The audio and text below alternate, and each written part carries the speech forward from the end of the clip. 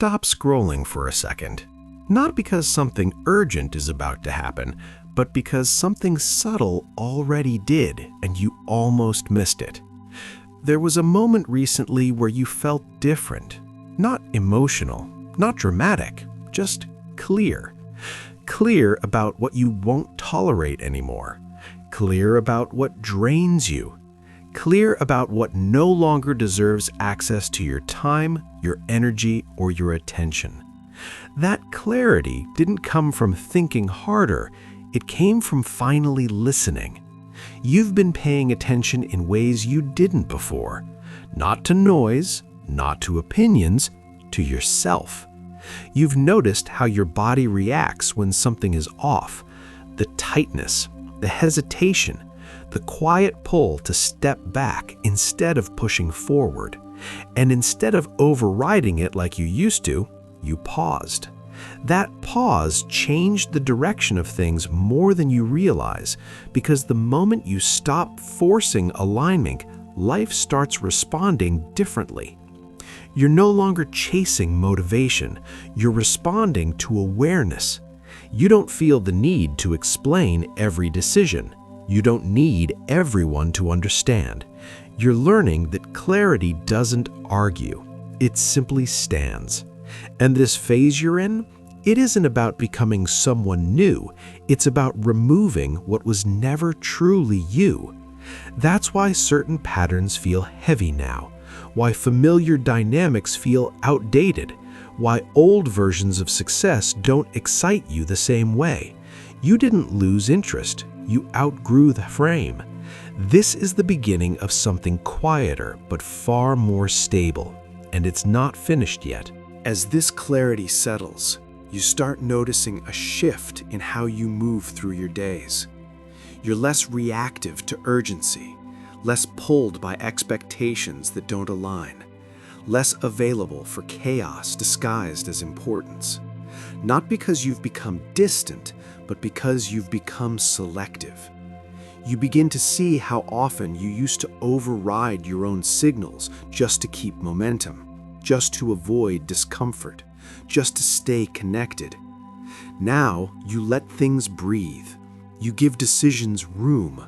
You give emotions space to pass instead of defining you. You give yourself permission to not have an immediate answer. And surprisingly, nothing falls apart. In fact, things start organizing themselves. You notice how conversations reveal more without you pushing, how opportunities either settle naturally or dissolve without effort, how your energy feels more consistent instead of spiking and crashing. This phase teaches you that alignment isn't loud. It doesn't demand action. It invites presence. You're no longer trying to be ahead of life. You're walking with it. And because of that, your responses feel cleaner. Your boundaries feel quieter but firmer. Your sense of direction feels internal, not borrowed. You're learning that stability isn't built by doing more. It's built by doing what's essential and letting the rest go. This isn't the end of the shift. It's the middle, where things start making sense without needing explanation. With this recalibration in place, your inner world becomes quieter, but clearer. Not empty, not numb, just less crowded. You start noticing how much of your past urgency came from noise that wasn't yours, expectations you inherited, timelines you absorbed, pressure that came from trying to stay relevant instead of staying aligned. Now, when something asks for your attention, you feel it before you think it. Your body responds first. A tightening, a release, a calm recognition. You trust those signals more than external reassurance. You stop rehearsing conversations in your head, stop replaying outcomes before they happen, stop needing certainty before you begin. There's a growing sense that you don't need to be everywhere anymore. You don't need to respond to everything. You don't need to participate in dynamics that pull you off center. This doesn't make you passive. It makes you precise. You choose what you engage with. You choose what you protect. You choose where your energy goes without guilt. And interestingly, life responds. People either meet you at this steadier level or drift without drama. Opportunities either feel grounded or quietly dissolve. You're no longer negotiating your peace to keep momentum. You're letting alignment determine pace. This stage teaches you something essential. Not everything that feels possible is meant to be pursued, and not everything that's meant for you will feel urgent. Some things arrive softly, some doors open without noise, some clarity comes without explanation. And you're learning to recognize those moments, not by excitement, but by ease. This isn't the conclusion, it's the point where your inner foundation becomes solid enough to support what's coming next without shaking. As this steadiness settles in, you begin to understand something that once felt impossible. You don't need to rush toward what's meant for you. You don't need to compete for it. You don't need to convince anyone of your readiness. What's aligned moves toward you when you're ready to hold it. You notice how your decisions feel less emotional and more embodied, not driven by fear of missing out, not driven by urgency to prove something, but guided by a quiet knowing. You start responding instead of anticipating, listening instead of predicting, allowing instead of controlling. And with that, pressure loosens. You feel more comfortable being unseen while something is forming, more at peace with progress that isn't public yet, more trusting of pauses that carry purpose. You're no longer asking, when will this happen? You're asking, am I present for what's happening now? That shift changes everything.